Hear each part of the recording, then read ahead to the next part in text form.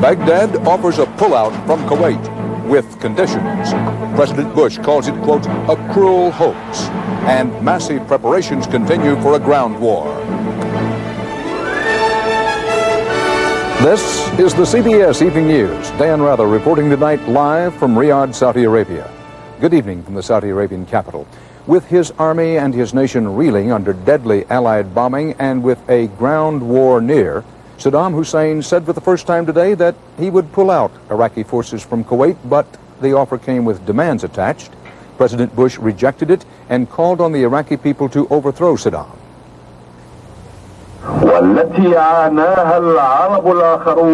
The announcement on Iraqi radio this morning set off celebrations amid the bomb damage in Baghdad.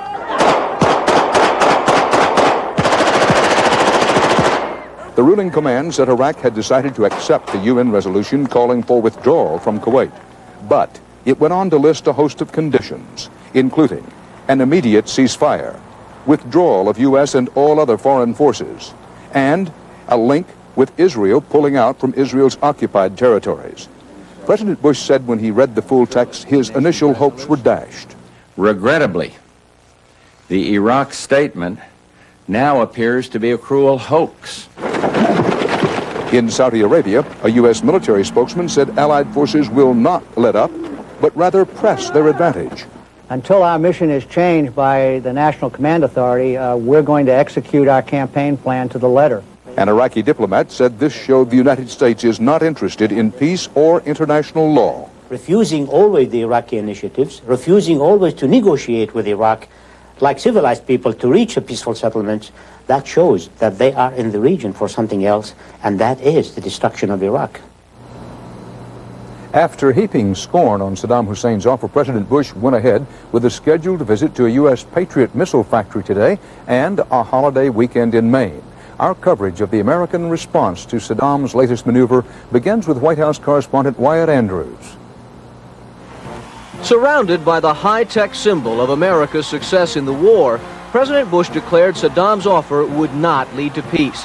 Mr. Bush decided that Saddam was merely angling for a ceasefire and insisted if delay is Saddam's gambit, it won't work. Operation Desert Storm is on course and on schedule.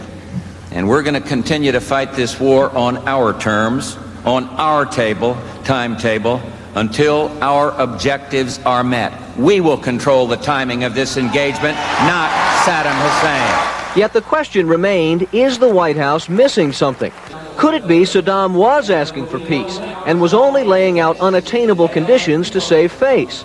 The White House replied to Saddam in essence, forget about face, move now to save your army. Iraq must withdraw without condition. There must be full implementation of all the Security Council resolutions, and there will be no linkage to other problems in the area. The president also pleaded with the Iraqi army and people to